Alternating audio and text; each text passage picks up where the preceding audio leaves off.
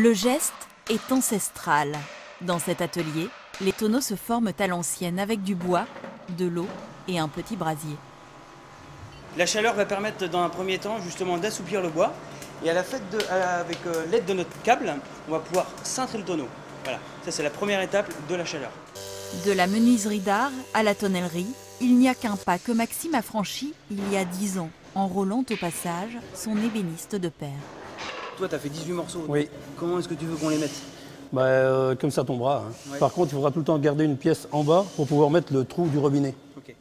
En rachetant la dernière tonnellerie de Vendée, les deux hommes se lancent alors sur un créneau unique de la tonnellerie d'art pour les particuliers.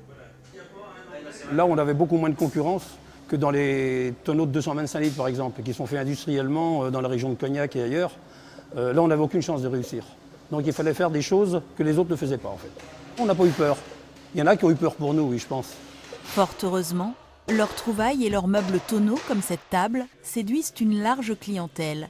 Chaque année, 2000 pièces environ sortent des ateliers, tabourets, tonneaux ou même simples pichets. On stocke tout ça dans un sous-sol pour que ça reste à l'hygrométrie constante, pour éviter justement tout ce qui est séchage du bois. Donc là, vous avez un petit peu, grosso modo, notre petit stock. Le fils est maintenant seul à gérer l'entreprise. Son père peut être fier. Avec 3 employés et 220 000 € de chiffre d'affaires annuel, sa tonnellerie, comme le bon vin, s'est épanouie.